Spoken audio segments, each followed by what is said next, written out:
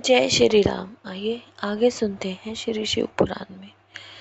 शिव जी के किरात अवतार के प्रसंग में श्री कृष्ण द्वारा द्वैत वन में दुर्वासा के शाप से पांडवों की रक्षा, व्यास जी का अर्जुन को शुक्र विद्या तथा पार्थिव पूजन की विधि बताकर तप के लिए सम्मति देना, अर्जुन का इंद्रकील पर्वत पर तप, इंद्र का आगमन, अर्जुन को वरदान और अर्जुन का शिव जी के उद्देश्य से पुनः तप में प्रवृत्त होना।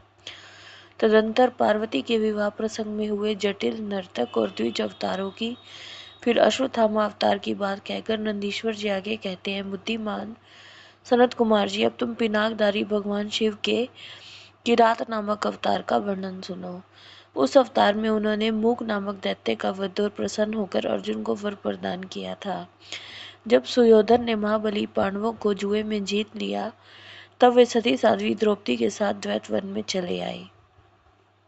वहां पे वे पांडव सूर्य द्वारा दी हुई बटलोई का आश्रय लेकर सुखपूर्वक अपना समय बिताने लगे। प्रियवर, उसी समय सुयोधन ने आदरपूर्वक मुनिवर दुर्वासा को छल करने के प्रयोजन से पांडवों के निकट जाने के लिए प्रेरित किया। तब महर्षि दुर्वासा अपने 10,000 शिष्यों के साथ आनंद पूर्वक वहां गए और पांडवों से मनोअनुकूल भोजन की याचना की। तब उन सभी पांडवों ने उनकी प्रार्थना स्वीकार करके दुर्वासा आदि तपस्वी मुनियों को स्नान करने के लिए भेजा। मुनीश्वर, इधर अन्न अभाव के कारण वे सभी पांडव बड़े संकट में पड़ गए और मन ही मन प्राण त्याग देने का विचार करने लगे। तब द्रौपदी ने श्री कृष्ण का स्मरण किया। वे तत्काल ही वहां पहुंचे और शाक के पत्ते का भोग लगाकर उन सभी तपस्वियों को तृप्त कर दिया। फिर तो महर्षि दुर्वासा अपने शिष्यों को तृप्त हुआ जानकर वहां से चलते बने। इस प्रकार श्री कृष्ण की कृपा से उस समय पांडव संकट से मुक्त हुए। फिर श्री कृष्ण ने पांडवों को शिव जी की आराधना करने की सम्मति दी।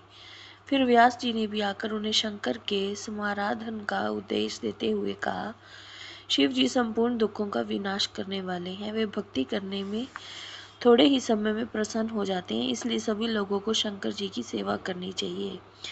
वे महेश्वर प्रसन्न होने पर भक्तों की सारी अभिलाषाएं पूर्ण कर देते हैं, यहाँ तक कि इस लोक में सारा भोग और परलोक में मोक्ष तक दे डालते हैं। यह बिल्कुल निश्चित बात है। इसलिए भक्ति मुक्ति रूपी फल की कामना वाले मनुष्य को सदा शंभु की सेवा करनी चाहिए, क्योंकि भगवान शंकर साक्षात परम पुरुष, दुष्टों के संहारक और सत्पुरुषों के आश्रय स्वरूप है।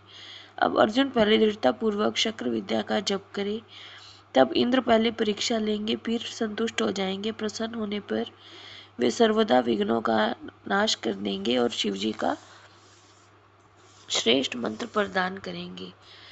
नंदीश्वर जी ने कहा, मुझे इतना कहकर व्यास जी अर्जुन को बुलाकर उन्हें शक्र विद्या का उपदेश देने को उद्यत हुए। फिर तीक्ष्ण बुद्धि अर्जुन ने स्नान करके पूर्व मुख में बैठकर उस विद्या को ग्रहण कर लिया।